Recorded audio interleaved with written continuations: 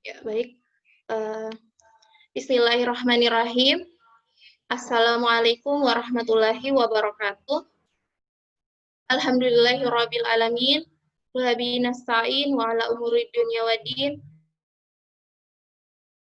wal mursalin sayyidina wa maulana Muhammadin wa ala alihi washabihi ajmain. Amma ba'du. Ya, puji syukur kita panjatkan kehadirat Allah Subhanahu wa taala karena dengan berkatnya kita masih diberi kesempatan untuk hadir di webinar kali ini yang diselenggarakan oleh Yayasan Insan Kamil Banggai Kepulauan. Dan kita bersyukur juga karena masih diberi kesehatan, diberi kesempatan, dan sehingga masih bisa mengikuti agenda pada pagi hari ini. Salawat serta salam senantiasa tercurahkan kepada baginda Rasulullah Shallallahu Alaihi Wasallam, kepada keluarga, para sahabat, dan insya Allah sampai kepada kita umatnya yang masih istiqomah menjalankan risalah beliau. Ya, sebelum kita memulai agenda, mari sama-sama kita membuka dengan mengucapkan Bismillahirrahmanirrahim secara berjamaah. Bismillahirrahmanirrahim. Bismillahirrahmanirrahim. Selanjutnya, tilawah yang akan dibacakan oleh Fikri. Kepada Fikri, dipersilahkan.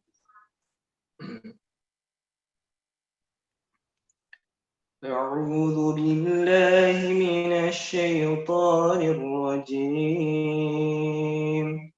بسم الله الرحمن الرحيم يا أيها الناس اتقوا ربكم الذي خلقكم من نفس واحدة وخلق منها زوجها وبث منهما رجالا كثيرا ونساء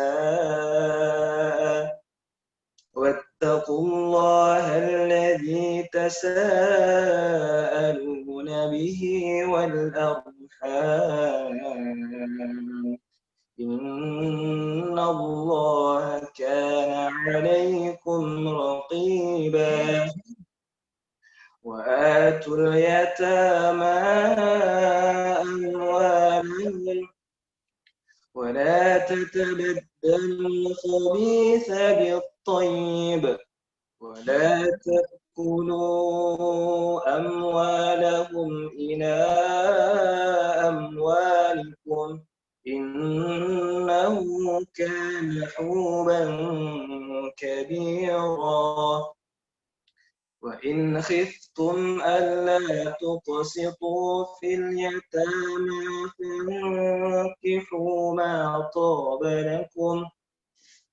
فانكحوا ما طاب لكم من النساء مثنى وثلاث ورباع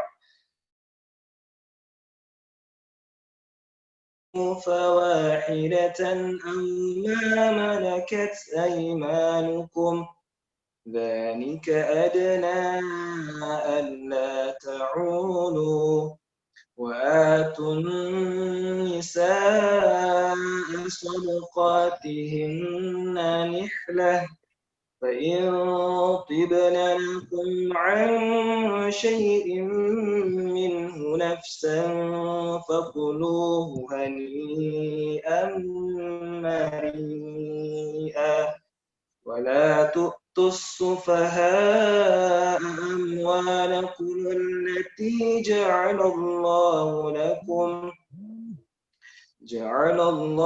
لكم قياما وارزقوهم فيها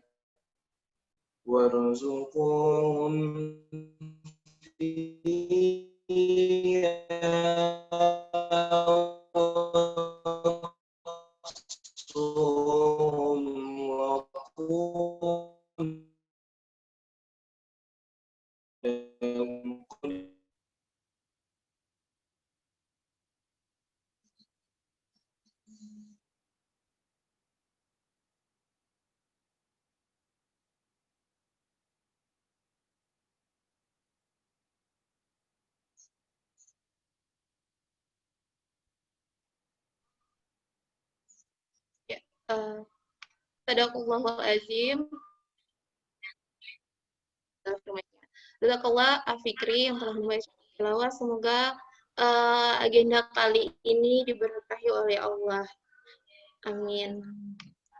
Ya, kita lanjut ke agenda selanjutnya, yaitu sambutan kepada Ustazah Maya, dipersilahkan. Ustazah Maya Susanti.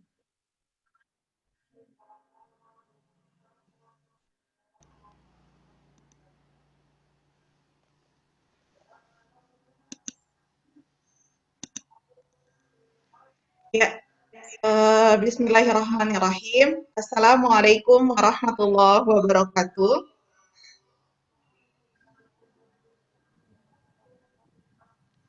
Alhamdulillahirabbil alamin wa bihi nasta'in wa ala umurid dunya waddin.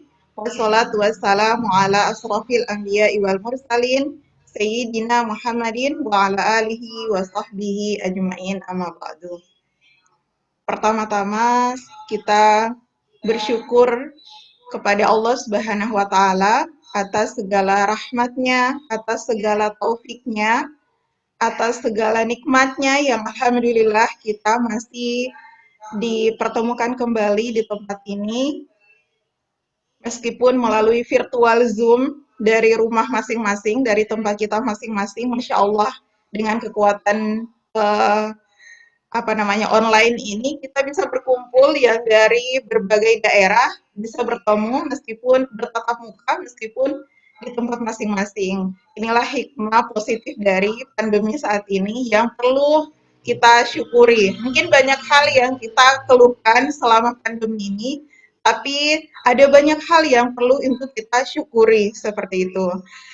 Kemudian kedua kalinya salat serta salam kita kirimkan kepada Rasulullah Muhammad SAW,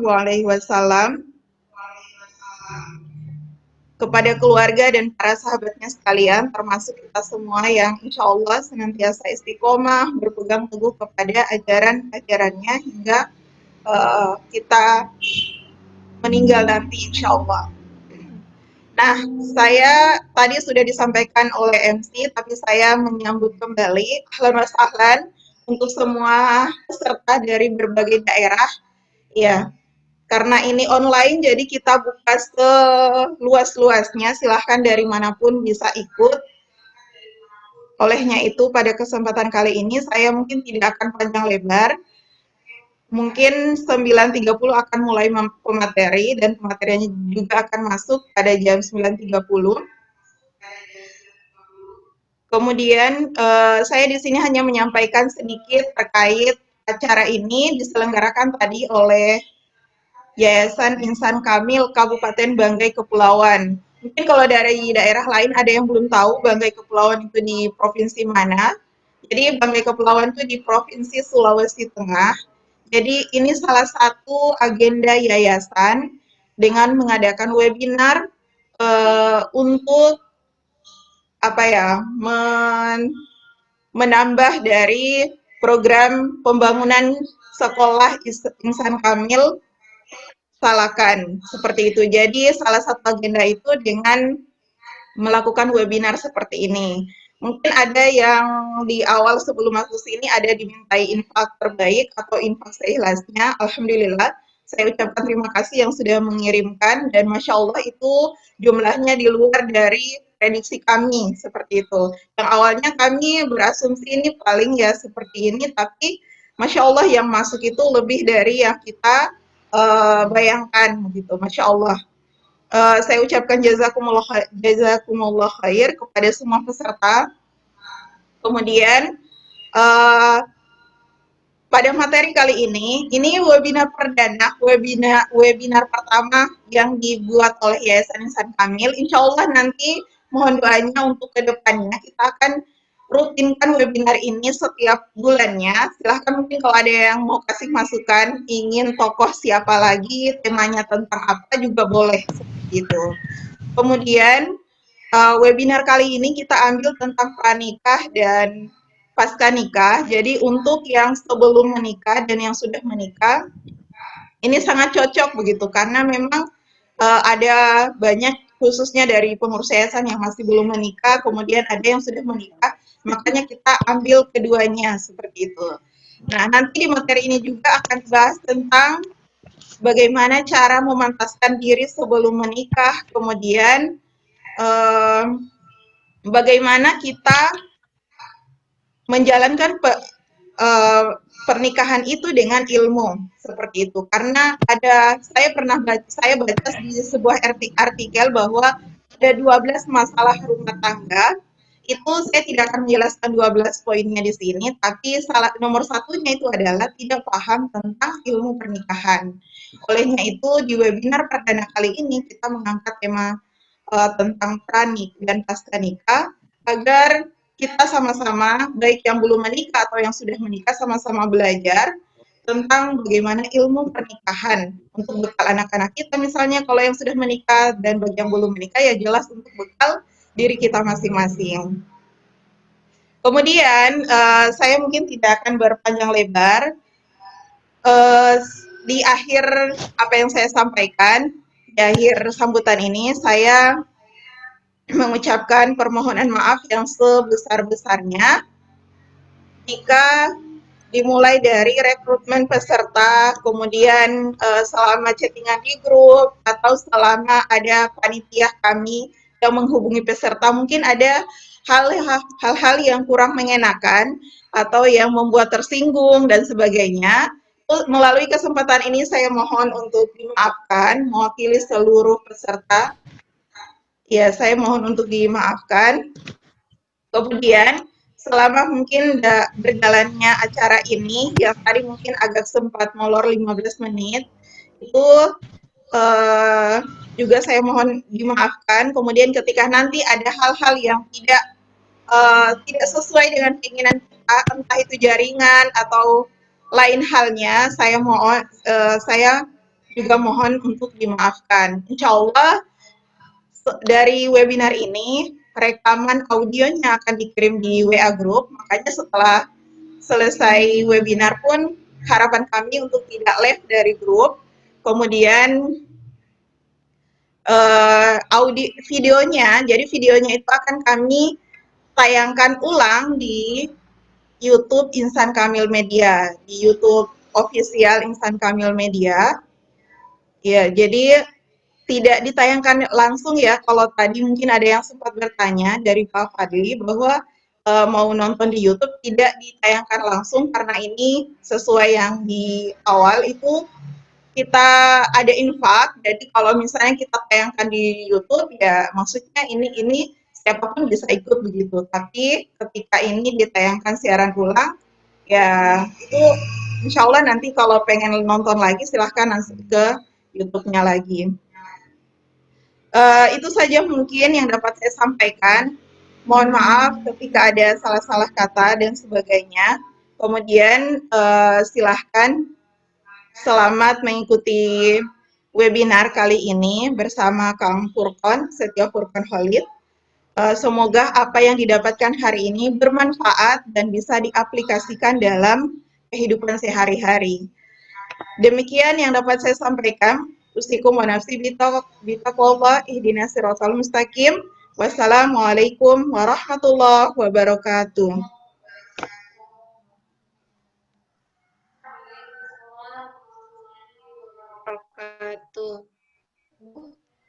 Ya, jazakillah khair Ibu Ketua Yayasan Ustazah Maya Susanti atas sambutannya.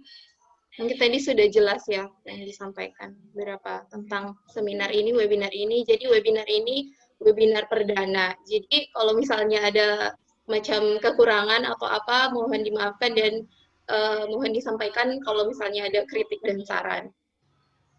Ya, selanjutnya materinya sudah hadir ini. Selanjutnya kita akan masuk ke agenda inti materi, tapi sebelumnya saya perkenalkan dulu terlebih dahulu tentang pematerinya mungkin sedikit ya. Yang saya ketahui nanti akan dijelaskan sama pemateri lebih jelas tentang biodata beliau.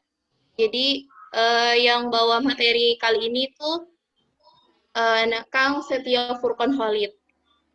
Jadi dia entrepreneur muda yang energik dan owner setianya rumah karya.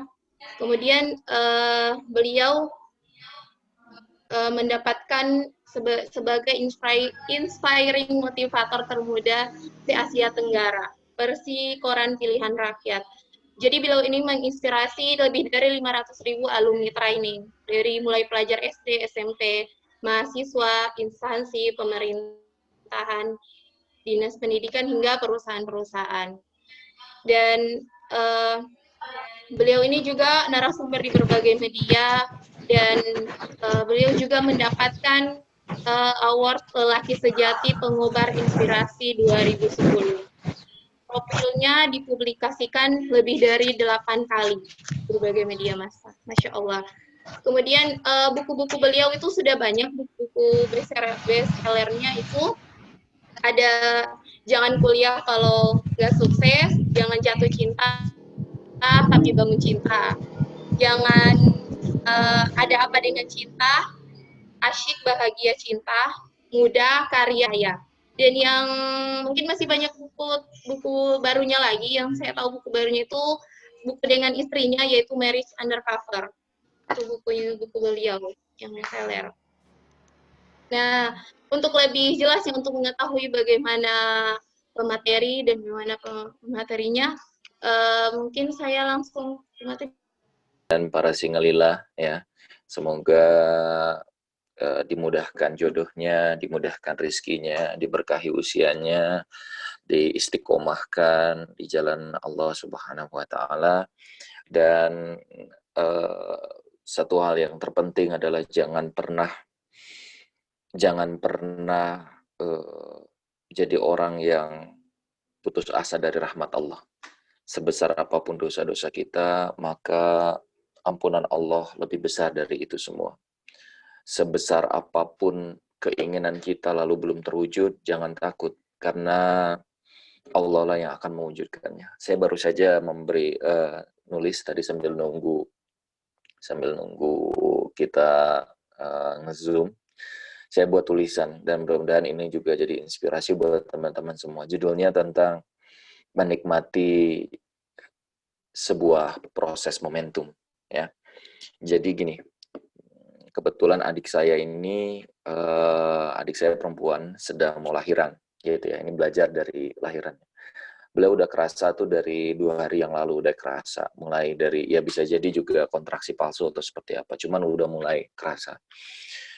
Kami keluarga besar, ya, suaminya juga pulang dari pekerjaan, izin gitu ya, untuk memang mendampingi istri. Masya Allah, ini udah 2 hari belum lahir-lahir dede bayinya. Dari pembukaan 2 ke 3 masih belum. Saya minta doanya mudah-mudahan lancar gitu ya persalinannya dan diberikan kekuatan. Nah, saya banyak belajar dari hal itu. Saya ingat ketika awal dulu istri saya lahiran pertama, anak pertama tuh sesar.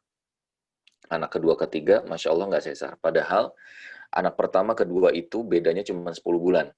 Dan kalau di medis itu udah pasti harusnya sesar, karena terlalu masih basah gitu sesarannya, dan harus disesar lagi. Takutnya nanti terjadi hal yang tidak diinginkan. Tapi Masya Allah, qadarullahnya kami bisa anak kedua ketiganya nggak sesar. Gimana sih caranya? Akhirnya kami belajar. Dan ini mudah-mudahan jadi ilmu buat teman-teman yang mau memantaskan diri juga dan ingin dapetin jodoh. Yang pertama, teman-teman semua, kenapa sih kita nih kalau nggak dapet jodoh kita jadi marah gitu ya? Atau misalnya kita ingin jadi PNS atau bekerja di sebuah tempat. Apaan sih, kenapa sih kok orang-orang kayaknya enak banget, dilancarin jodohnya, dimudahin rizkinya, padahal dia orang yang jarang sholat, padahal dia orang yang suka pacaran gitu ya. Kenapa sih orang itu kok dimudahkan? Jadi jangan pernah mengukur orang lain dengan kita, teman-teman semua, karena kita beda ukuran. Ya. Nah, sebentar, saya izin dibalik ya. Oke. Karena beda ukuran, teman-teman semua ya. Karena beda ukuran. Kalau ukuran kita adalah Sebentar, masih ada yang belum di-mute ya? Boleh di-mute dulu nggak? Agak keganggu saya. Sip, tolong di-mute dulu ya. Makasih banyak teman-teman. Kalau ukuran kita misalnya adalah suksesnya kita itu kalau Allah tuh mudahkan kita jodohnya langsung gitu. Kalau patokan kita sukses itu adalah ketika mau kita berkarir itu langsung cepat naiknya gitu ya. Kalau ukuran kita sukses itu adalah ketika apapun yang kita inginkan terwujud gitu ya. Eh, itu sih gampang gitu ya. Itu sih gampang, tapi nggak selalu yang kita inginkan itu terwujud teman-teman semua gitu ya. Nah, kunci pertama yang saya belajar evaluasi dari kenapa sih kita kok bisa sampai sesar di yang pertama, di yang kedua, ketiga nggak sesar. Yang pertama gitu ya, dan ini pelajaran buat kita semua. Karena pertama kita kurang ilmu. Saya waktu itu dengan istri kan the first time kita menikah, nggak pernah kita punya pengalaman lahiran gitu ya. Ternyata banyak kesalahan yang kita lakukan. Misalnya harusnya kita tuh istri tuh banyak jalan di saat hamil tua tuh harusnya banyak jalan. Istrinya malah males-malesan, inginnya tidur aja. Akhirnya anaknya bayinya ke bawah gitu. Sehingga waktu itu kalau nggak salah terlilit dengan ari-ari gitu ya, jadi terlilit. Nah, itu juga sama dengan kita yang misalnya kita belum nikah-nikah. Kenapa sih Kak kita nggak nikah-nikah?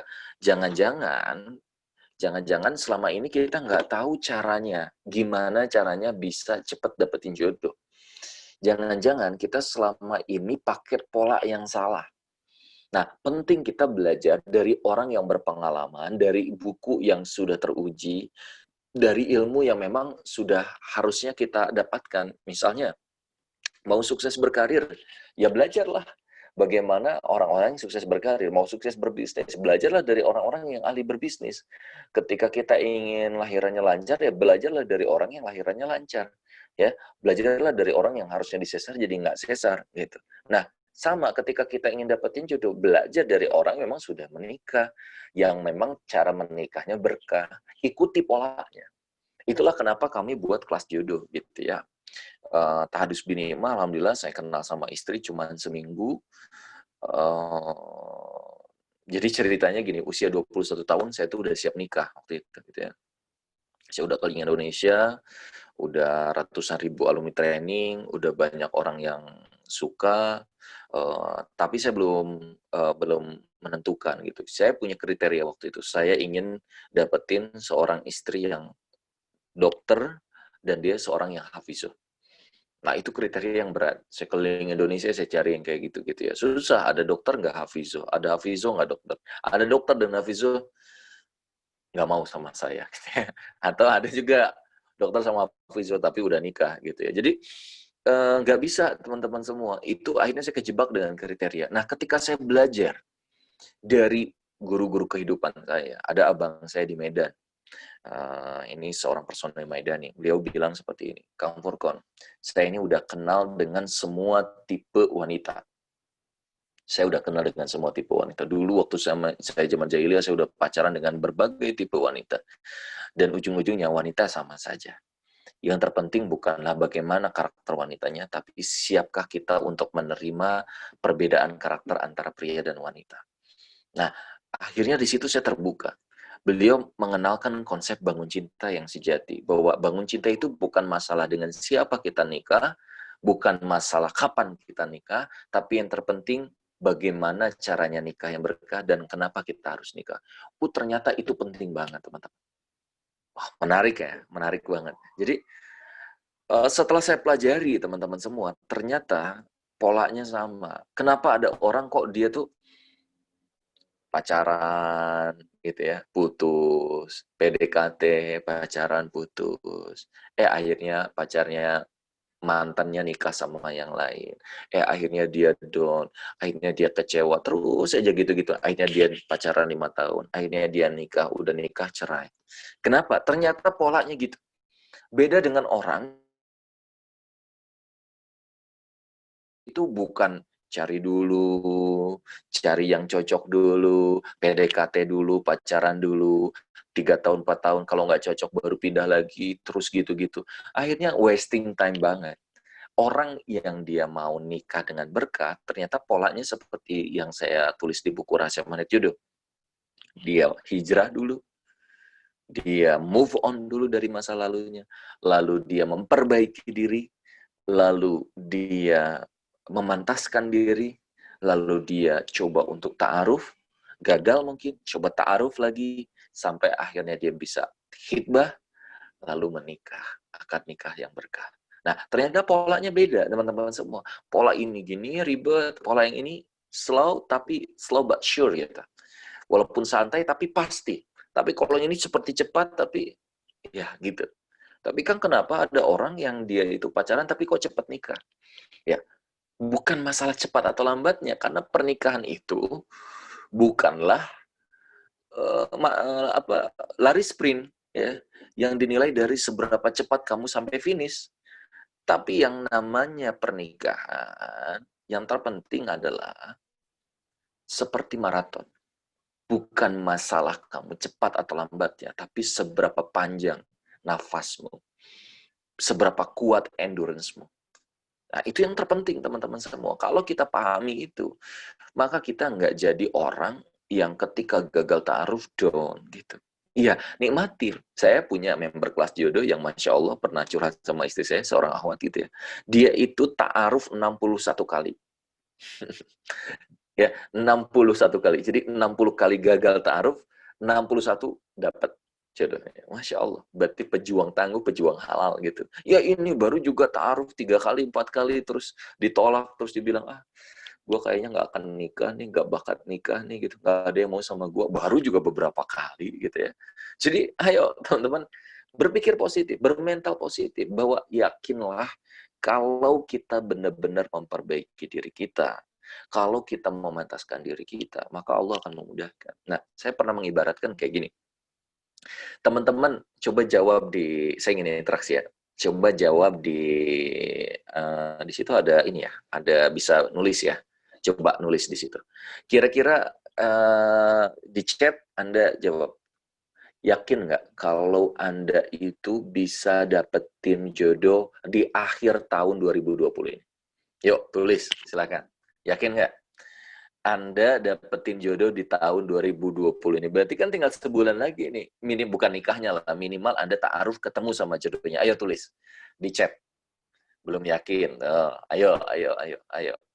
Waduh, katanya ya. ayo. Tulis. Kira-kira yakin nggak ketemu? Sudah ketemu, alhamdulillah. Ya, barakallah yang udah ketemu. Yakin nggak? Ngomongin yakin aja dulu. Kayak kelihatan ya, kayak nggak yakin. Yakin, bismillah, gitu ya. Ayo, silakan. Yang lain gimana? Yakin nggak, gitu? Nggak yakin. Karena belum memperbaiki, belum yakin. Oke. Pertanyaannya saya lanjut lagi. Yakin nggak? Di akhir bulan ini, teman-teman dapetin uang cash 100 juta rupiah. Yakin nggak? Dapetin uang 100 juta rupiah. Insya Allah yakin. Ayo, bismillah yakin, katanya. Oke, kita lihat. Insya Allah yakin, katanya. Tidak yakin juga, yakin. Bismillah, insya Allah yakin. Oke, yakin insya Allah. Nah, teman-teman semua, mau yakin, nggak yakin, itu urusan teman-teman. Ya, itu urusan teman-teman. Tapi yang terpenting, saya akan kasih ilmu yang ini mahal banget. Pertama, Allah sesuai prasangka hambanya. Saya ulangi lagi, Allah sesuai prasangka hambanya. Kalau Anda sekarang, mental Anda bilang, mana mungkin sih aku ketemu sama jodoh di akhir tahun ini? Nggak mungkin, nggak mungkin. Yes. Kalau udah baca bukunya The Law of Attraction, ya, kalau kita udahlah jangan pakai The Law of Attraction, karena bisa jadi katanya, wah itu bisa jadi musyrik, Kang. Oke, kita ngomongin Allah sesuai prasangka hambanya.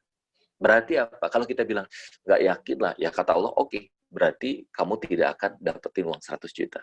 nggak yakin dapetin jodoh, oke kata Allah, maka ditutup pintu-pintu jodohnya.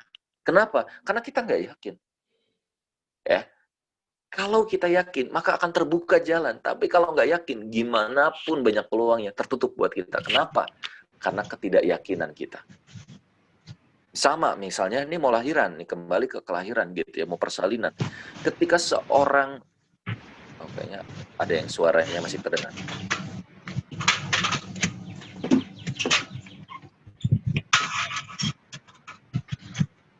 Boleh di-mute dulu.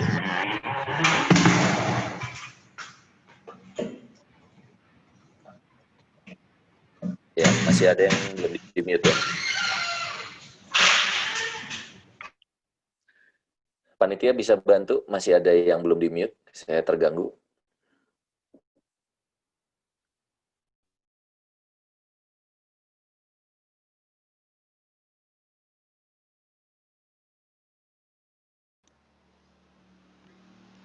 Bentar Kang, Oke. lagi dicoba ini. Ya. Oke. Ya, sambil jalan lagi ya. Jadi, ketika kita misalnya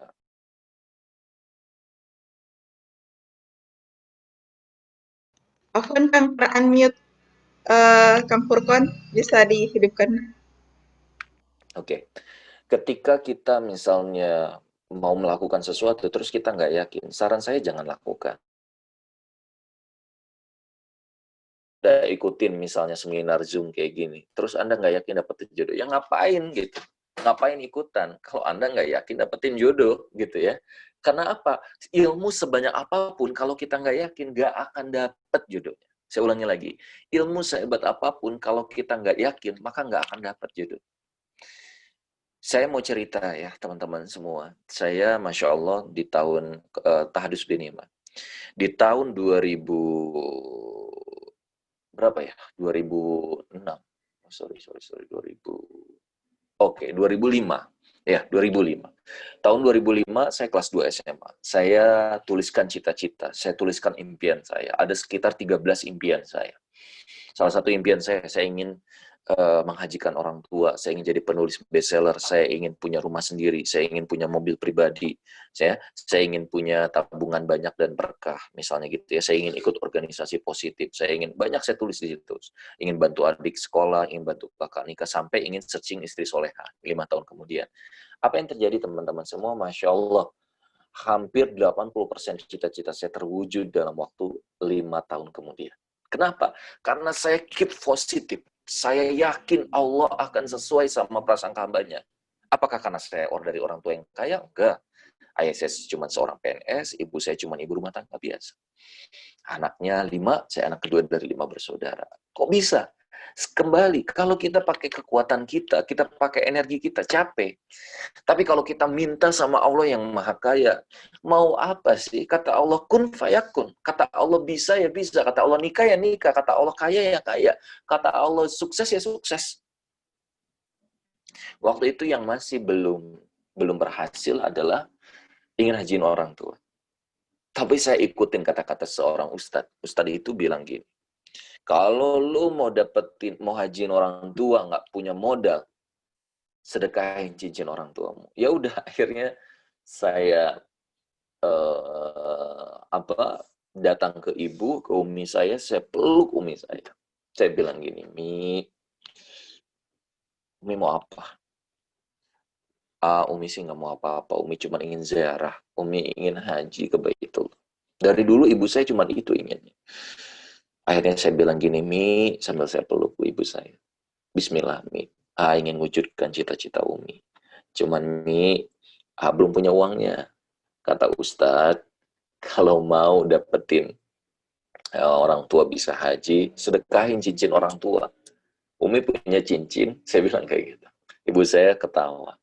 Kalau cincin Umi cuma satu-satunya. Tapi kalau uang, Umi punya tabungan. Nah, kebetulan waktu itu saya masih kuliah semester 6 gitu kalau nggak salah ya. Ya, saya semester 6 kalau nggak salah, dan saya sudah menjadi penulis buku waktu itu, baru 1 buku, Jalan Kuliah Maksud Saya, sekarang udah 15 buku ya, atau 16 buku. Akhirnya apa yang terjadi teman-teman semua, Ibu saya nyiapin uang sedekah cukup besar waktu itu untuk pembangunan masjid. Dan kita ingin lihat keajaiban. Benar nggak sih bahwa sedekah itu bisa membuat kita bisa mewujudkan impian kita untuk menghajikan orang? Masya Allah. Bulan pertama nggak ada apa-apa. Bulan kedua nggak ada juga. Akhirnya bulan ketiga nggak ada juga.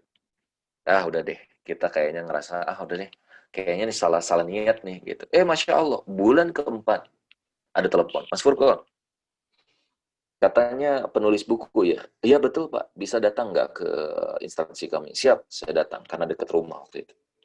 Saya datang, ditanya, Mas Furqon bisa nggak buat modul pengasuhan untuk praja kami? Saya bilang siap Pak. Namanya pengusaha, namanya penulis, kita berani aja dulu, nggak tahu gimana caranya, pokoknya siap aja dulu gitu ya. Apa yang terjadi? Masya Allah, akhirnya jadi. Ternyata dari pertemuan itu, bapaknya bilang gini, Mas Furqon berapa sih untuk modul pengasuhan ini? Gimana Pak kalau 60 juta? Saya bilang gitu. Kok 60 juta gimana? Saya hitung. Seat haji untuk satu orang 25 juta, ibu saya kalau dengan ayah saya berarti 50 juta, tambahin 10 juta, 60 juta Pak. Bisa nego lagi nggak Mas Furqon? Ya udah berapa Pak? 50 juta ya Mas Furqon. Langsung saya bilang, deal Pak. Masya Allah, deal. 50 juta berarti 2 seat haji. Gitu. Itulah keajaiban sedekah. Ketika kita yakin bahwa Allah akan memudahkan segala urusan kita, maka jangan pakai energi kita, jangan pakai kekuatan kita, tapi pakai kekuatannya Allah. Gitu. Sebulan saya kerjain, akhirnya hari itu tiba, ini Pak bukunya udah selesai. Mas Furqon, ini mau cash atau ditransfer? Saya bilang cash aja Bang. Saya belum pernah lihat gimana uang 50 juta, kan masih mahasiswa ya kan. Akhirnya dibawa tuh uang, saya pakai plastik, saya bawa datang ke rumah orang tua, saya peluk ibu saya. Umi mau berangkat haji kan sama ayah? Iya insya Allah Umi ini. Alhamdulillah Mi. Uangnya ada nih 50 juta. Uang dari mana? Alhamdulillah ini dari Allah. Halal. Ibu saya nangis waktu itu. Ibu saya peluk saya. Alhamdulillah Umi senang banget. Gitu. Kalau bisa AA juga berangkat gitu ya. Sorry ya, dibilangnya AA gitu ya. Kalau di Sunda tuh AA tuh berarti anak laki-laki gitu ya. Tapi saya bilang gini, Mi, uangnya kan cuma cukup untuk 2 orang. Ibu saya bilang gini, ya minta lagi aja sama Allah. Waktu itu aja kita nggak punya apa-apa, Allah kasih 2, tambahin aja 1 lagi. Ya udah saya langsung minta, ya Allah, kurang 1 lagi ya Rob. Minta ya, buat saya 1 lagi. Apa kata Allah? Allah jawab, iya. Iyanya dalam apa? Ternyata besok beberapa hari kemudian datanglah sebuah SMS karena belum ada WA. Seorang alumni training namanya Kang Tatang di Tasikmalaya bilang, Assalamualaikum Kang Furqon, saya Kang Tatang mohon izin merekomendasikan Kang Furqon untuk dapat award lelaki sejati pengobar. Allahu Akbar. Bisa jadi itu adalah malaikat.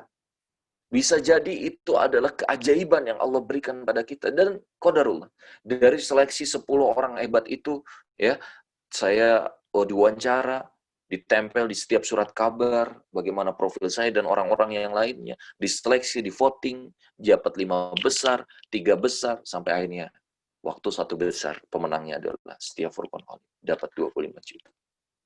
Masya Allah.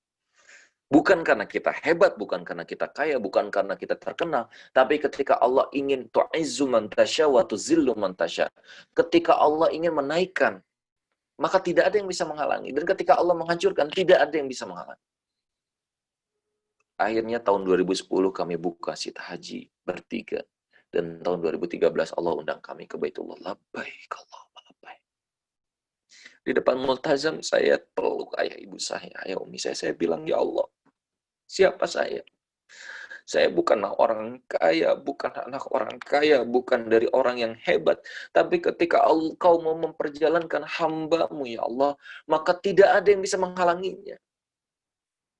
Kemarin ada teman ayah saya punya uang 750 juta, ingin haji plus yang berangkat tahun itu juga, tapi nggak bisa berangkat tahun 2020 karena corona.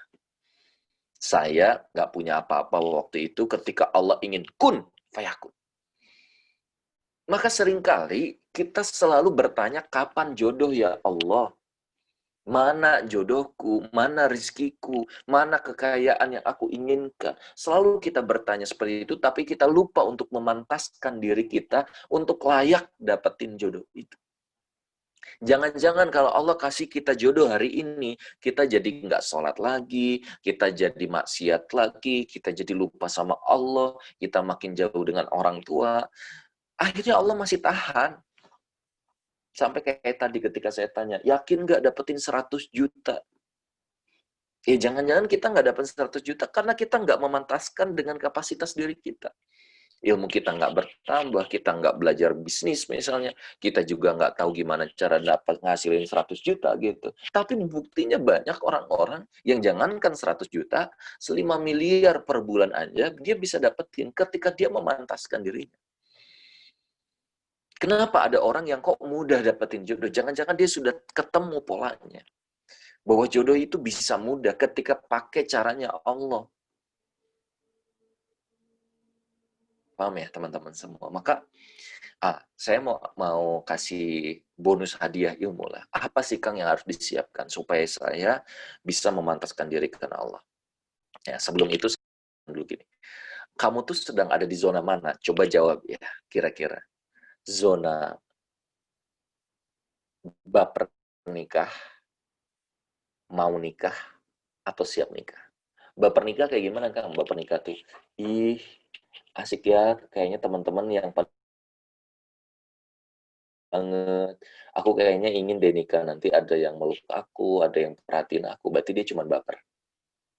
Ya, ada yang baper, ada juga yang mau nikah itu lebih naik lagi dibandingkan baper. Baper itu mau tapi nggak ada persiapan, cuman baper-baperan tapi kadang baper kadang enggak gitu ya. Kalau mau tuh mau, ingin, tapi belum punya persiapan. Dan yang ketiga adalah siap nikah. Kalau siap nikah apa? Udah siap ilmu spiritualnya, emosionalnya, finansialnya, intelektual ilmunya, dan juga punya persiapan action. Pertanyaan saya, kira-kira kamu baper nikah, mau atau ingin nikah, atau sudah siap nikah? Coba jawab. Yuk, kita sebelum saya kasih tahu ilmu bagaimana kita mempersiapkan diri untuk segera dapetin jodoh. Kira-kira Anda di zona baper, mau nikah atau siap nikah? Maya bilangnya siap nikah, alhamdulillah. Pengen nikah, oke. Silakan tulis di ini ya, di chat ya. Siap nikah, alhamdulillah. Benarkah sudah siap nikah? Sudah nikah, alhamdulillah ya. Yo, silakan. Nah, ilmu sih masih kurang katanya. Bismillah silakan katanya. Mau nikah. Oke. Sekarang apakah benar Anda sudah siap nikah? Kita akan bahas apa 5 kesiapan kita untuk nikah. Coba Anda evaluasi apakah Anda sudah benar-benar siap atau belum. Ya. Pertama adalah spiritual. Ya, pertama apa? Spiritual. Coba dievaluasi. Kalau saya bilangnya setia. Spiritual, emotional, true financial, intelektual, dan action. Kita mulai dengan persiapan spiritual. Ayo, dicek lagi. Anda nikah karena apa? Coba lurusin ya. Jangan-jangan nikahmu karena kepaksa. Karena orang tua bilang, atau nak, kapan kamu nikah? Mama tuh ingin nih mang cucu. Jangan-jangan kamu nikah cuma gara-gara teman-teman kamu posting di story-nya bahwa dia udah pada nikah. Jangan-jangan kamu nikah cuma ngelihat selebgram yang udah pada nikah. Jangan-jangan kamu nikah cuma nggak mau dikatakan sebagai jomblo akut atau apa perawan tua atau GGS GGM ganteng-ganteng mubazir misalnya gitu ya kalau cowok. Jangan-jangan kayak gitu ya, hati-hati. Atau ada juga yang nikah karena pelarian. Stres nih di rumah, stres nih orang tua terlalu otoriter, males lah kalau udah nikah kayaknya enak. Jangan-jangan kenapa Anda nggak nikah-nikah? Jangan-jangan spiritualnya harus diperbaiki. Coba lurusin niatnya. Jangan-jangan niat kita cuman karena tadi pelarian, pelampiasan. Jangan-jangan juga kita nikahnya cuma ingin menyalurkan syahwat saja gitu ya. Hati-hati. Karena akhirnya kita akan diuji dengan apa yang menjadi niat. Dalam hadis arba'in yang pertama adalah innamal a'malu binniyat. Sesungguhnya barang siapa yang dia niat hijrah karena Allah dan Rasulnya, maka ia akan mendapatkan Allah dan Rasulnya. Tapi kalau dia niat hijrah cuma karena wanita yang ingin dinikahi, ya, atau karena harta yang ingin dapatkan, maka ia akan dapatkan itu, tapi dia tidak akan dapatkan. Kan banyak ya tren hijrah. Gue hijrah nih, pakai kerudung panjang, pakai niqab lah misalnya, atau pakai, kalau cowok pakai baju takwa. Tapi kalau cuman tren, maka hati-hati. Banyak orang yang seketika trennya udah nggak hijrah lagi, akhirnya dia kembali ke masa jahiliyahnya.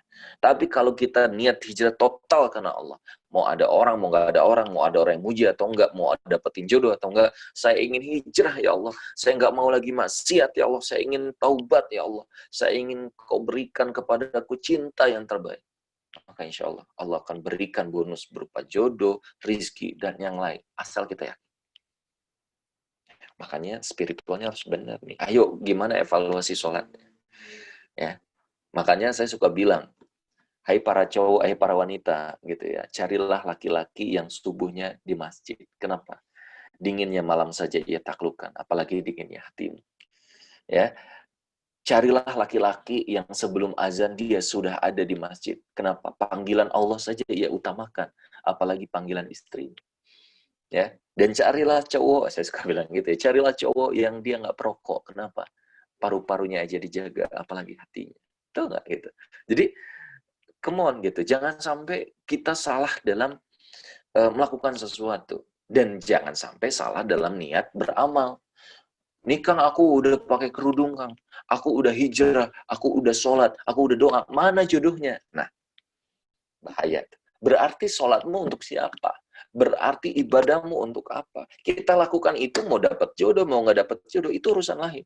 Makanya kalau di kelas jodoh, kita suka bilang, kita yang memantaskan, Allah yang menentukan. Tugas kita adalah merayu Allah untuk layak Allah berikan bantuannya, pertolongannya. Urusan kapannya, urusan dengan siapanya, itu bukan urusan kita, itu hak prerogatifnya Allah. Dan seringkali kita ini maksa gitu loh. Ya Allah, jadikan dia jodohku ya Allah. Jadikan fulanah atau fulan jodohku. Kalau dia nggak suka denganku, sukakan. Kalau ada yang suka selain aku, cerai beraikan. Pokoknya fulanah cuman untukku. Fulanah kan jadinya. Agak aneh ya. Jadi teman-teman semua, saran saya ke teman-teman semua, ayo coba perbaiki diri. Ya, perbaiki niatnya, perbaiki ibadahnya, tahajudnya, duhanya, sedekahnya. Bukan untuk siapa-siapa, tapi untuk Allah.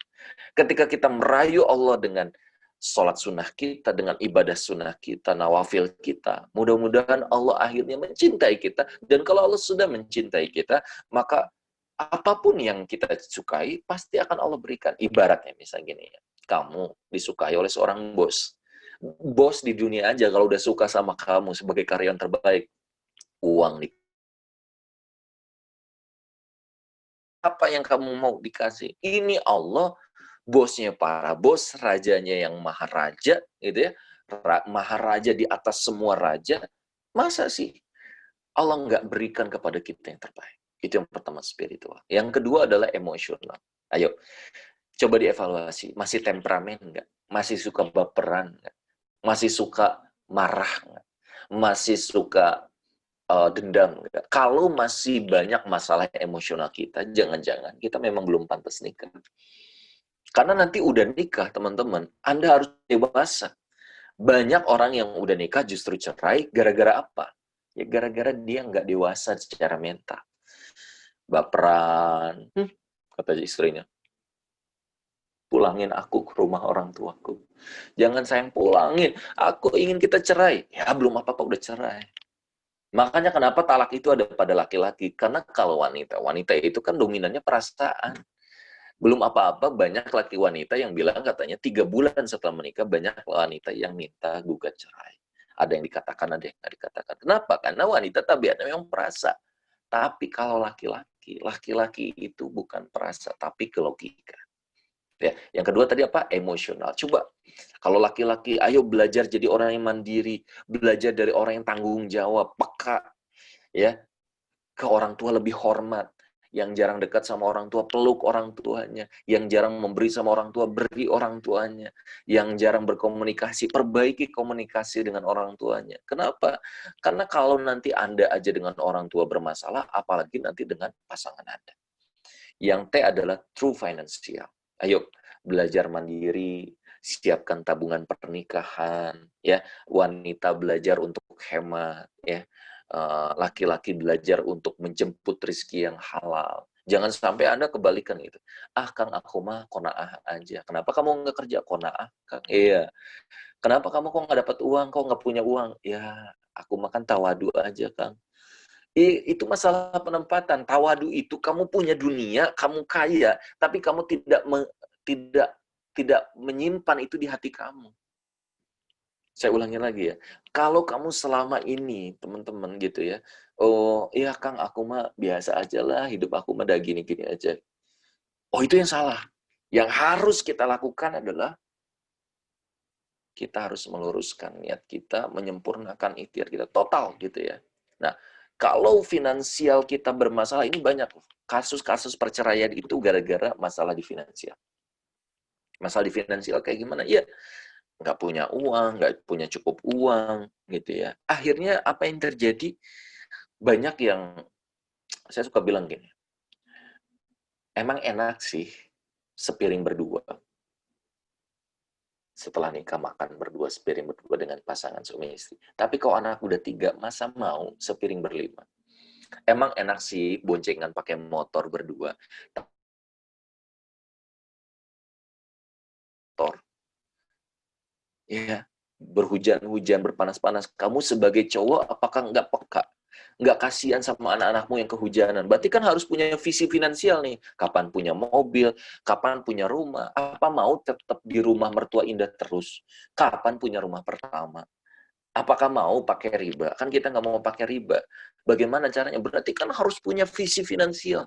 Harus lebih semangat bekerja, harus mungkin buka usaha atau apa. Berarti laki-laki harus semangat untuk menjemput rezeki. Wanita belajar memanage. Jangan dikasih 1 juta habis, dikasih 10 juta habis, dikasih 100 juta habis ya.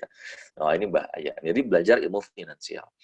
Selanjutnya adalah intelektual. Ayo belajar ilmu pernikahan. Anda bisa ikut kelas jodoh ya. Alhamdulillah batch 23 udah ribuan. Sekarang udah alumni kita sudah member kita sudah ada 14.500 di seluruh Indonesia bahkan luar negeri ya. Dan alhamdulillah tadi aja member sama member nikah WA saya alhamdulillah. Kemarin 2 pasang member, 4 member juga nikah alhamdulillah. Banyak banget. Udah ratusan member bahkan udah masuk ke ribuan ya member sama member dan non member yang nikah alhamdulillah. Jadi kalau kita udah yakin sama Allah gitu ya, ilmunya udah kita perbaiki, kita belajar bagaimana ilmu psikologi pasangan, kita belajar bagaimana ta'aruf yang benar, kita belajar bagaimana lobby orang tua, bagaimana teknik negosiasi sama mertua dengan orang tua, akhirnya kita bisa dapetin jodoh. Dan yang terakhir adalah action. Ya, Anda belajar untuk punya mimpi yang besar dan Anda belajar untuk mengelola tubuh, makan yang sehat, ya. Karena ada juga yang overweight, ada juga yang terlalu kurus, ada juga Pak. Ya, kita bukan untuk dikatakan, wah kamu cantik banget, cakep enggak, tapi sehat itu penting. Allah kasih pada kita kenikmatan berupa fisik, maka jaga fisik itu dengan apa? Rutin berolahraga, makan minum-minum yang bergizi. Insya Allah ini yang membuat diri kita akhirnya layak untuk dapat pertolongan Allah, untuk dapat jodoh terbaik. Mungkin itu awalan dari saya dalam persiapan untuk menjemput jodoh sejati. Nanti kita bisa lebih banyak interaksi tanya jawab di Zoom. Terima kasih banyak. Saya kembalikan ke moderator. Silakan. Ya, jazakallah Kang Furqan. Masya Allah, luar biasa materinya ya. Jadi, kalau menikah, siap nikah harus siapkan yang namanya setia, 5. Ya, Masya Allah. Jadi untuk teman-teman yang ingin bertanya, saya persilahkan. Bisa raise hand, bisa langsung berbicara, atau bisa dituliskan pertanyaannya di kolom chat.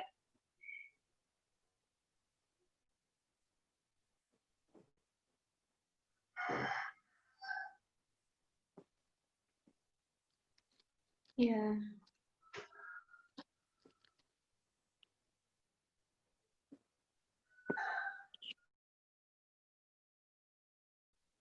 Ya, ini ada pertanyaan dari Ibu Novita Sari. Ya. Jadi bacakan ya. Kang Purpon, wah senang sekali bisa ikut webinar Kang Purpon. Dia alumni, jangan training, jangan kuliah kalau gak sukses tahun 2011 di Palu, yang benar-benar mengubah hidup saya. Saya juga pernah ikut webinar ini. Status impian saya pun menjadi ada sampai sekarang, dan 60% sudah terwujud, Masya Allah. Masya Allah. Saya juga punya 2 buku kan dari Jangan Kuliah Gak Sukses sampai Muda Karya Karya. Pertanyaannya, selain berprasangka baik sama Allah, apakah kita harus apa yang kita harus lakukan untuk bisa qanaah? Mungkin bisa langsung dijawab ya. Ya. Oke, bagus banget, Masya Allah ya. Senang banget ketemu sama alumni training saya ya. Berarti saya udah tua ya, tahun 2011, berarti 9 tahun yang lalu dong ya. Sebentar. Ya, ini pertama saya ucapkan makasih atas testimoninya, Masya Allah. Jadi kita langsung bahas ya. Ketika apa itu qanaah, jangan sampai kita salah dalam tadi penyebutan qanaah. Qanaah itu adalah sikap menerima ketika memang sudah Allah berikan hasil. Qanaah itu bersyukur dengan apa yang sudah Allah berikan. Tapi ingat, jangan sampai salah dalam menempatkan. Misalnya gini, ada orang kuliah, kita tanya dia, lu kenapa IP kok 1,5? Gua qanaah. Ini yang terbaik dari Allah. Terima aja. Atau ada seorang suami. Suaminya bilang gini, istrinya bilang gini, Say, kenapa sih kamu nggak kerja-kerja? Kenapa sih nggak ikhtiar? Kita nih mau sih? Kita tuh anak-anak tuh harus sekolah, tapi kita nggak punya uang. Sayang, sabar ya. Qanaah lah. Qanaah. Nah, itu qanaah yang salah. Qanaah itu ketika ikhtiar terbaik seperti Siti Hajar, dari Sofa ke Marwa cari air buat Ismail anaknya. Sofa, Marwa, kalau teman-teman yang udah pernah umroh atau haji, bayangin ya. Sofa, Marwa, Marwa, Sofa, terus seperti itu 7 kali balikan. Waktu dulu tuh gunung bebatu, panas, kering kerontang, nggak ada air. Tapi tugasnya Siti Hajar adalah ikhtiar total. Ternyata air Zam-Zam tidak di Sofa, tidak di Marwah, tapi ada di bawah telapak kaki Ismail. Artinya apa? Tugas kita bukan masalah tentang nanti hasilnya gimana. Itu mah qanaah. Cuman kalau kita sedang proses, total ikhtiarnya pasrahkan sama Allah. Waktu Nabi Muhammad SAW itu berperang, berjihad di jalan Allah dengan para sahabat, apakah nggak pakai jubah perang? Akan aku Nabi, tenang aja, pasti dibantu oleh Jibril. Aku dibantu. Enggak lah. Tetap pakai sunatullahnya. Buat strategi perang paling keren. Ada perang Khandaq, ada perang Parit, ada perang Hunain, ada perang Ahzab, ada perang-perang yang lain gitu ya. Ada perang Badar, perang Uhud. Semuanya pakai strategi. Pakai jubah perang terbaik, pakai pedang komando terbaik, pakai kuda terbaik, pakai unta terbaik. Artinya apa? Tugas kita tuh lurusin niat, sempurnakan ikhtiar. Kalau kita belum sempurna ikhtiar, jangan bilang qanaah dulu. Nah, kalau udah ikhtiar habis-habisan, udah belajar lebih giat, udah mentok nih, berarti itu yang terbaik untuk kita. Maka Allah akan gantikan doa kita dengan yang lebih baik. Dan percayalah, kalau ada impian kita yang belum terwujud, jangan fokus pada belum terwujudnya. Bisa jadi sebenarnya Allah ganti dengan yang lebih baik. Misalnya, Saya nggak bisa, impian saya ingin ingin kuliah di luar negeri misalnya gitu ya. Saya udah pernah coba S1 di New Zealand gagal, S1 di Jepang gagal. Tapi Masya Allah, akhirnya saya oleh Allah diganti. Furqon, kamu nggak perlu gitu. Kamu bisa jalan-jalan ke Jepang, saya udah 2 kali ke Jepang. Kamu bisa jalan-jalan ke Turki, saya udah 2 kali ke Turki. Kamu bisa keliling Eropa, kata Allah gitu ya. Kamu bisa ke Malaysia, Singapura, kamu bisa ke manapun yang kamu inginkan. Nggak perlu kamu harus stay bertahun-tahun di sana. Maka itulah konversi dari cita-cita atau doa kita. Maka kuncinya adalah kita bersyukur, qanaah, kalau ternyata udah ikhtiar mati-matian, ternyata hasilnya adalah itu yang Allah berikan. Allahu a'lam bishawab. Masya Allah. Ya, itu tadi jawaban dari Kang Furqon. Jadi tentang qanaah. Ya, kita lanjut ke penanya selanjutnya, tapi ini kayaknya masih chat pribadi. Ada yang mau langsung nanya boleh, tapi nggak perlu pakai video juga nggak masalah. Suara aja boleh, kalau ya, biar ini lebih langsung interaksi. ya, Kak Amanda Tenri boleh langsung bicara saja. Nih.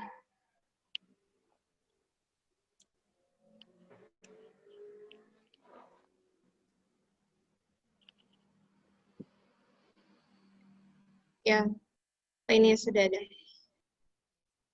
Ya. Bagaimana dengan orang tua yang belum siap untuk ditinggalkan oleh anaknya yang sudah nikah? Kebetulan saya anak perempuan satu-satunya karena adik saya yang perempuan sudah meninggal. Bagaimana saya sebagai anak menanggapi sikap orang tua yang seperti itu? Mohon penjelasannya. Iya, Ya, kalau ternyata orang tua kita masih belum siap, nggak masalah, tapi harus disiapkan. Karena hakikatnya sebuah pertemuan itu pasti ada perpisahan. Hakikatnya sebuah hubungan itu pasti karena kematian atau karena hal yang lain. Seorang ibu yang sayang banget sama anak, tetap saja dia tidak bisa memaksa anaknya untuk 40 tahun, 50 tahun usianya, sampai harus terus-menerus sampai kita meninggal baru dia boleh menikah. Itu zolim banget pada anak. Tugas seorang anak adalah bicara baik-baik. Dari hati ke hati. Mama, aku nggak akan ninggalin mama. Bahkan nanti pun kalau aku nikah, insya Allah aku akan ajak mama dengan suamiku. Aku akan jadikan itu bisa jadi misalnya sebagai prasyarat pernikahan. Bahwa kalau mau nikah denganku, aku harus tetap bisa dekat dengan mama atau mama harus dibawa. Itu bisa dikomunikasikan. Jadi buat mama tenang, minta doa restu mama. Karena Anda bisa jadi kalau di buku rahasia magnet jodoh, Anda akan terganjal terus dengan jodoh karena masalahnya di ibu Anda. Nah, ini jangan sampai terjadi, rebut hatinya sampai ibu ngomong gini, "Nak, mama udah ikhlas kamu untuk nikah. Mama nggak bisa terus-menerus seperti ini. Mama siap untuk menerima kamu dengan suami kamu." Nah, itu insya Allah dimudahkan. Nah, saran saya coba dikit-dikit, jangan langsung to the point. Mamanya ajak jalan-jalan dulu, kasih hadiah dulu, dipijit dulu. Apa yang mama suka, coba di passing dulu, ikutin dulu, baru leading, arahkan. Nah, tapi kalau masih belum bisa pakai pihak ketiga, yaitu tokoh, ustadz, ustazah yang mama sukai, yang mama kagumi, untuk bisa bicara langsung sama Allah.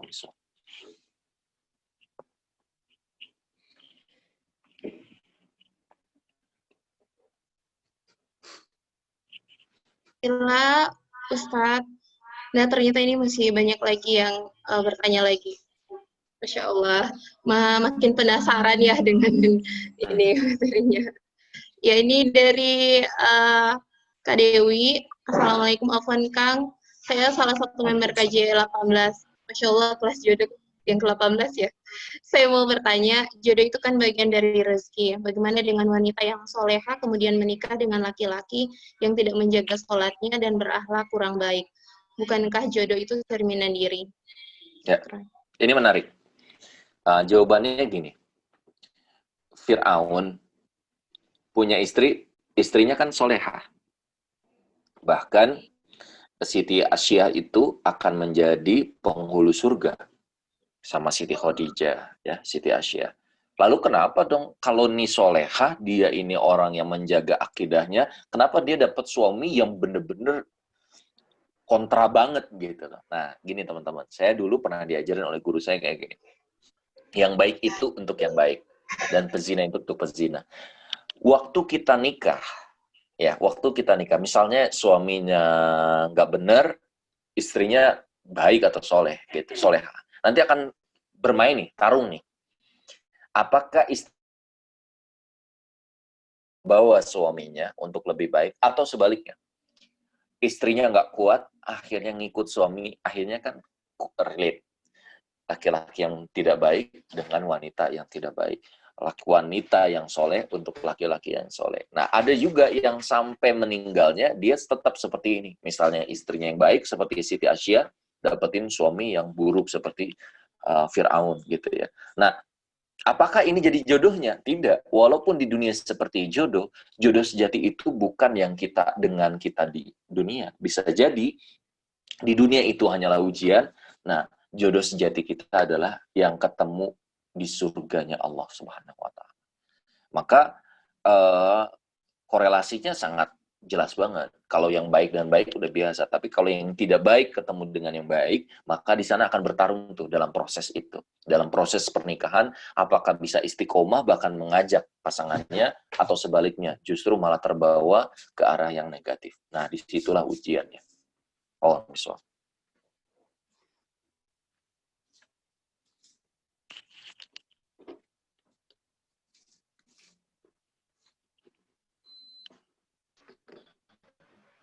Halo, nggak ada suaranya?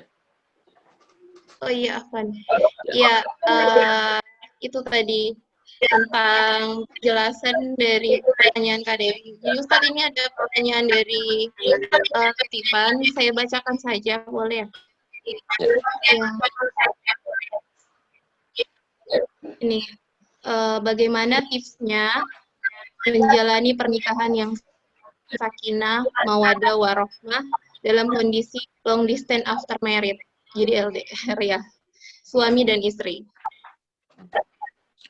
Ya, menurut saya agak berat ya.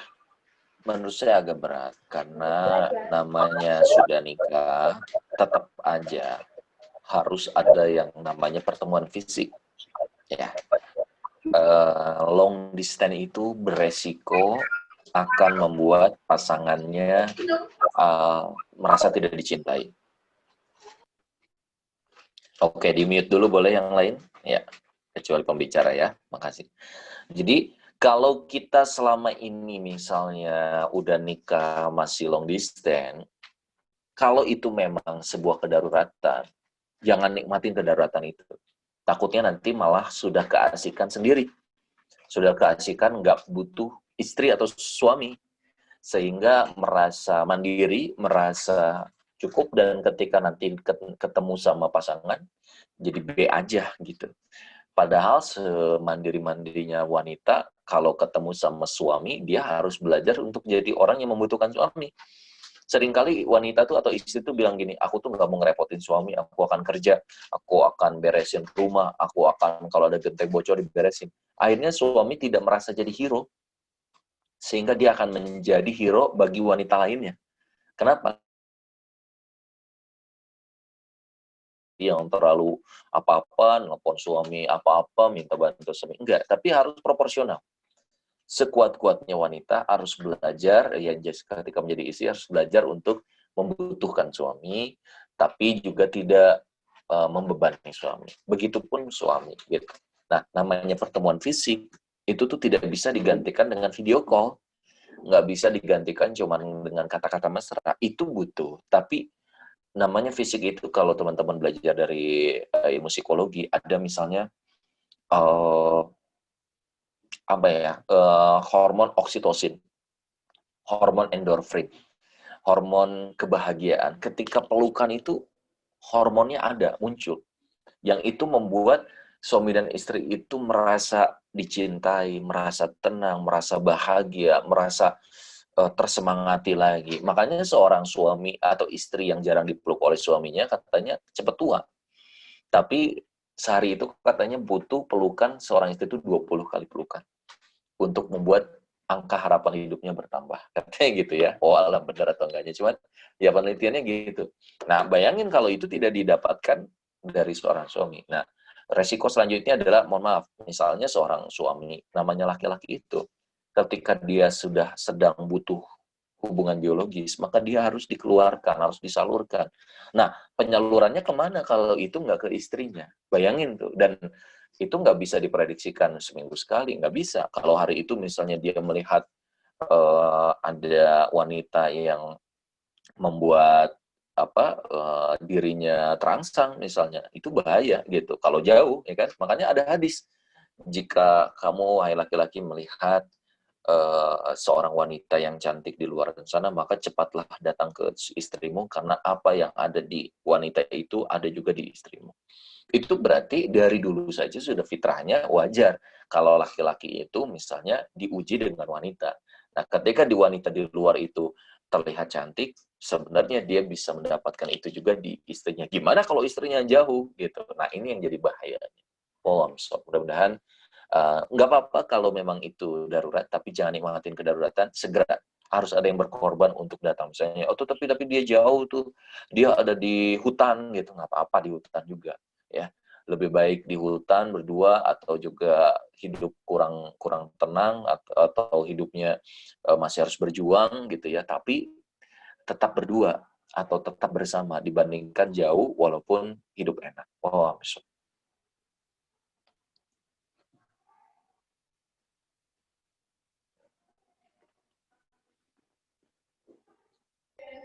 Iya, iya, Masya Allah, Ustadz, jazakallah atas jawabannya. Nanti akan disampaikan kepada penanya.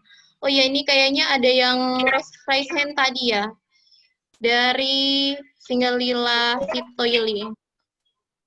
Iya, yang raise hand saya persilakan untuk menyampaikan pertanyaan. Jadi kita selesai 10.4. Ya, persilakan.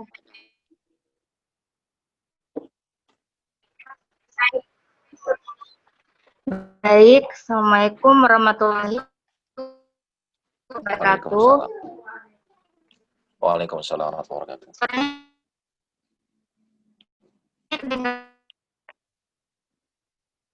Nah, kurang jelas ya suaranya. Terputus-putus. Iya, yang raise hand. Oke. Halo, yang bertanya. Ya.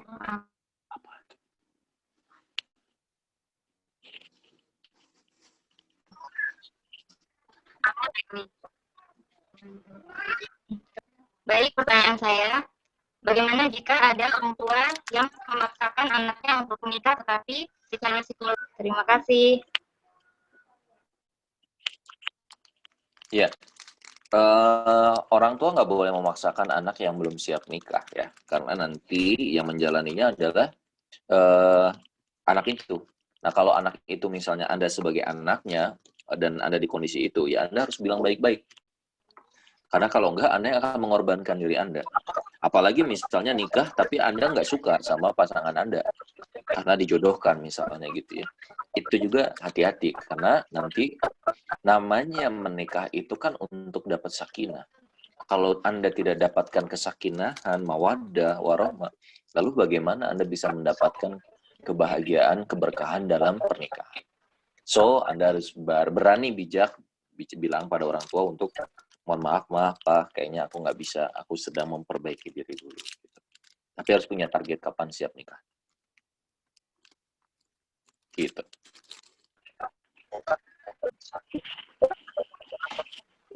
Ya, itu tadi jawabannya dari Ustadz.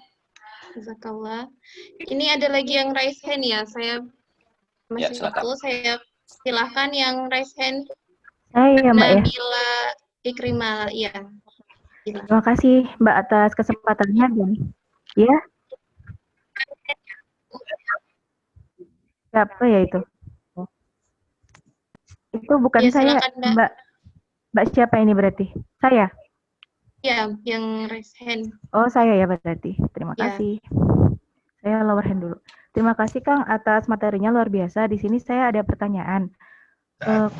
Apakah perempuan nih Kang, misalkan dalam suatu wadah itu ketika dia terlihat dominan dalam hal kepemimpinan, misal dia jadi ketua dalam suatu organisasi gitu, itu tuh sebenarnya apakah menjadi faktor laki-laki atau ikhwan menjadi segan, dan perempuan seperti ini biasanya dihindari oleh ikhwan atau laki-laki ketika memang dalam suatu wadah itu dia terlihat dominan seperti itu. Ya. Terima kasih. Ya, menarik nih pertanyaannya. Laki-laki itu adalah pemimpin bagi wanita. Itu sudah jadi fitrahnya. Lalu bagaimana kalau ternyata sang akhwat ini adalah pemimpin di sebuah organisasi dominan gitu ya?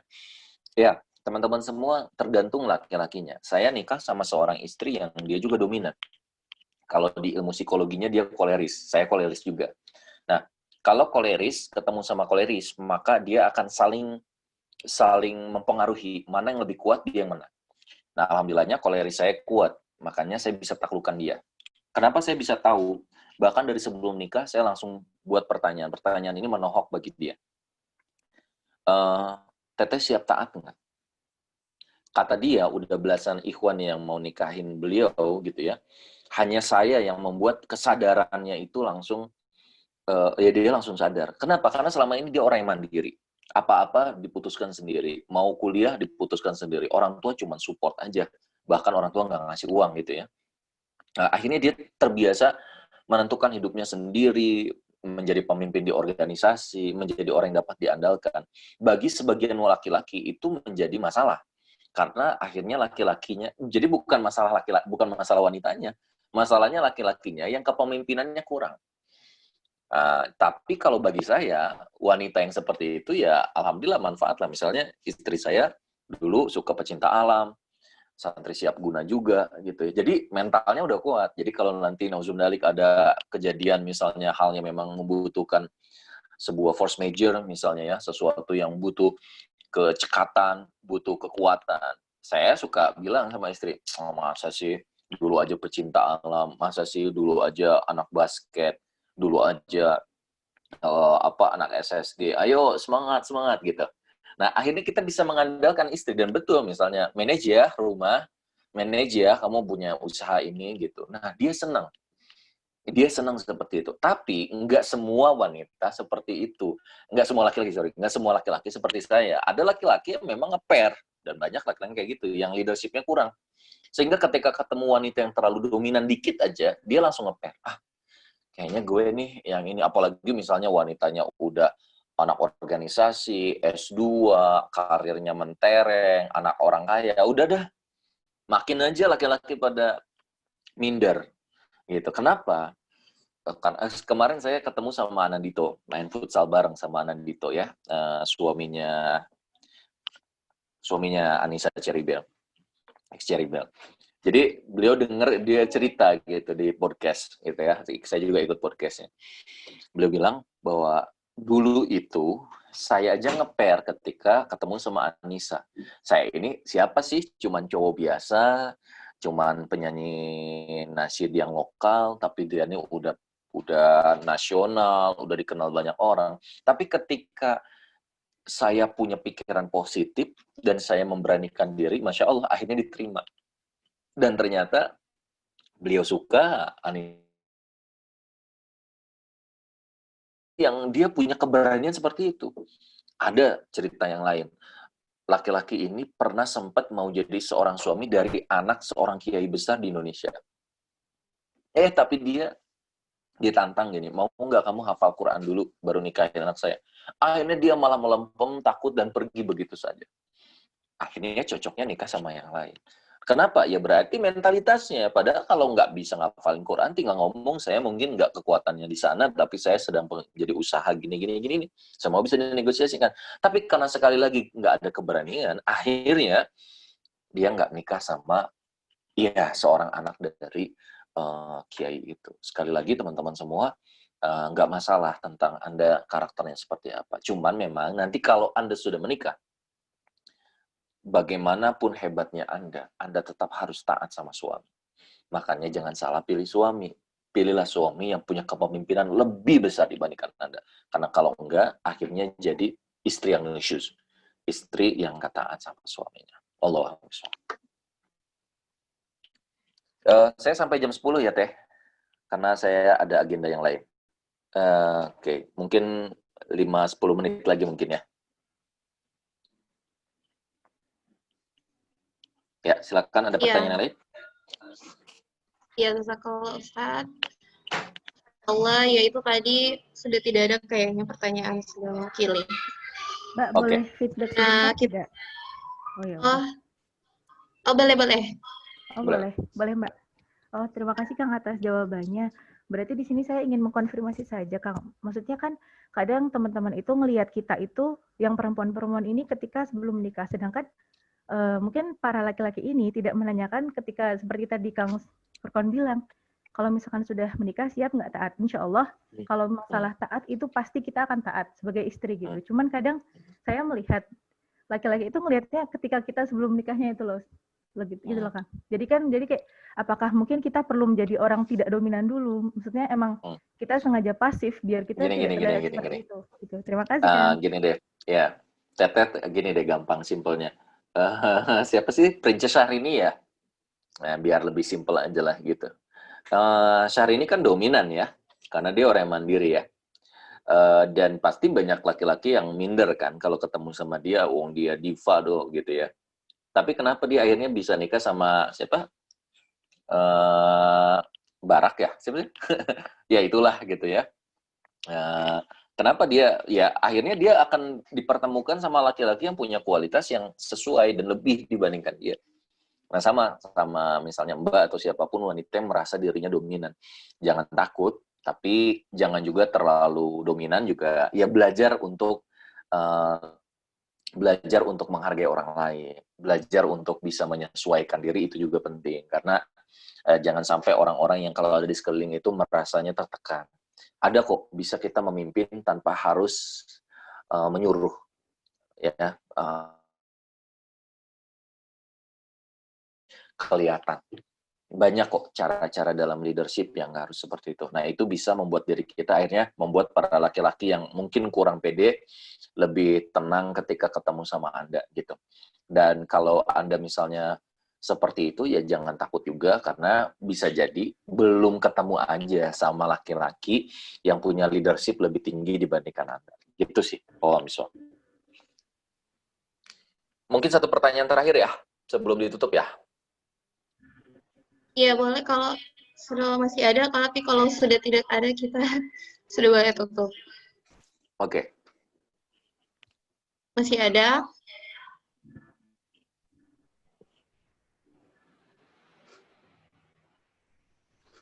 Kayaknya sudah tidak ada. Oke, siap. Boleh saya closing ya, Mbak ya? Ya. Ya, jadi alhamdulillah teman-teman semua terima kasih atas responnya luar biasa. Saya lihat tadi ada yang sedang di rumah sakit ya, ada yang sedang jadi perawat, Masya Allah. Ada yang sedang beraktivitas, semoga dimudahkan urusannya. Tapi ingat satu hal bahwa mau nikah, mau sukses berkarir, mau dapetin surganya Allah, nggak bisa setengah-setengah. Hanya orang yang serius, fokus, dia akan berhasil.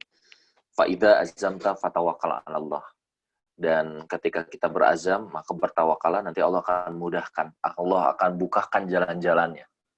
Nah, kalau kita selama ini nggak dapetin jodoh, kita nggak karir kita misalnya masih bermasalah, atau kita masih punya masalah-masalah yang lain, coba dievaluasi.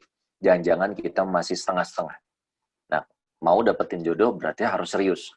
Spiritualnya harus perbaiki, emosionalnya benerin, finansialnya juga, ilmunya juga harus di-upgrade ya, dan juga Anda punya semangat untuk meraih impian dan juga menjaga tubuh Anda untuk bisa seideal mungkin yang diharapkan. Saya Setia Furqan Khalid, terima kasih banyak buat teman-teman semua. Subhanakallahumma bihamdika asyhadu an la ilaha illa anta astaghfiruka wa atubu ilaik. Sampai ketemu, mudah-mudahan jodohnya dipermudah. Assalamualaikum warahmatullahi wabarakatuh. Waalaikumsalam warahmatullahi wabarakatuh. Jazakallah Ustadz. Waalaikumsalam. Luar biasa. Ya. Sama-sama. Itu tadi tentang Ustadz dan closing statement dari Ustadz. saya ucapkan terima kasih buat teman-teman yang sudah bertanya. Mohon maaf kalau misalnya ada pertanyaan yang belum terbaca, tapi kayaknya sudah terwakili tadi.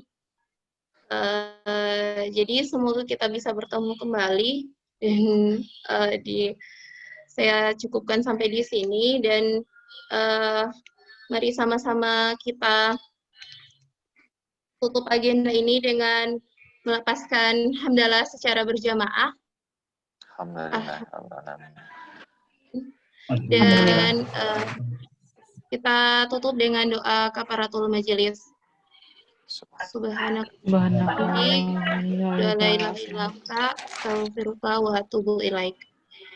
Wassalamualaikum warahmatullahi wabarakatuh.